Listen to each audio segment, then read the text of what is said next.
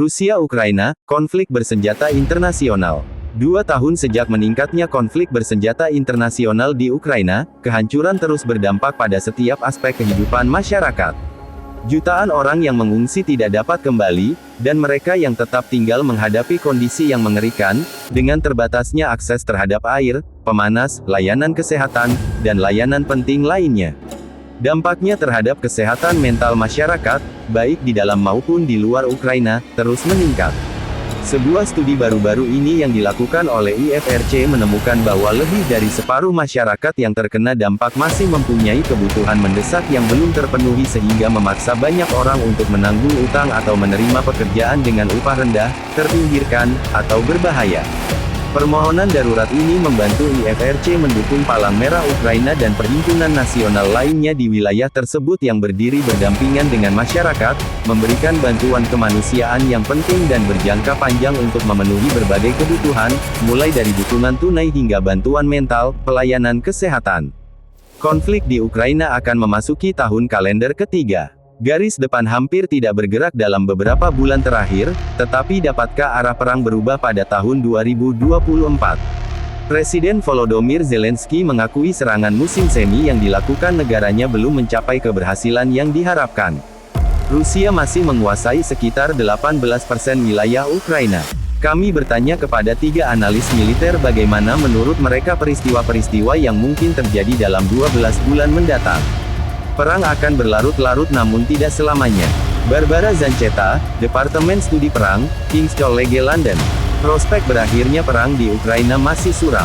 Dibandingkan dengan tahun lalu, Vladimir Putin lebih kuat secara politik daripada militer. Situasi di medan pertempuran masih belum menentu. Baru-baru ini, serangan musim dingin Ukraina tampaknya terhenti. Namun tidak ada terobosan Rusia juga. Lebih dari sebelumnya, hasilnya bergantung pada keputusan politik yang diambil jauh dari pusat konflik, di Washington dan di Brussels. Pertunjukan Persatuan Barat yang mengesankan yang ditunjukkan pada tahun 2022, dan yang bertahan sepanjang tahun 2023, mulai terombang-ambing. Paket bantuan pertahanan AS tersandera oleh apa yang Presiden Biden sebut sebagai politik kecil-kecilan, di Washington. Dan masa depan bantuan ekonomi UE tampaknya bergantung pada sikap Hongaria yang tidak sesuai. Keraguan-raguan di negara-negara barat telah membuat Putin semakin berani.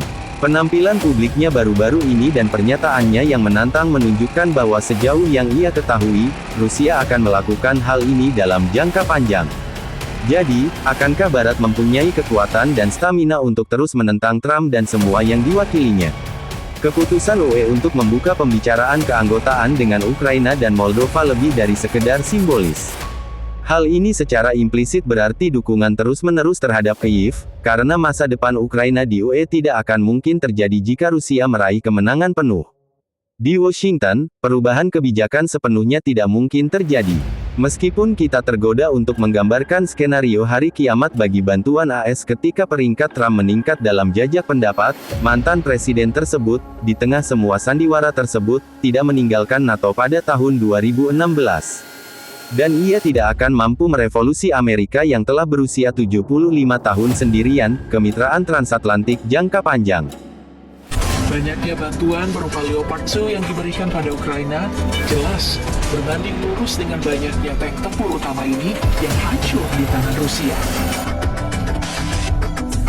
Mulai dari yang hancur menggunakan howitzer pada Juni 2023. Kemudian, ada juga yang hancur karena rudal anti-tank Cornet pada Oktober 2023. Dan juga, ada yang hancur karena serangan Drone Lancer pada November 2023.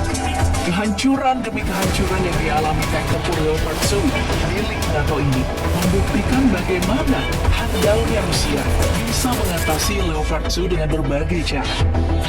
Beberapa di antara Leopard 2 yang berlaga di medan perang bahkan ada yang disita oleh pihak Rusia, seperti yang diperlihatkan pada sebuah video viral pada April 2024 kemarin. Disitanya Leopard 2 milik NATO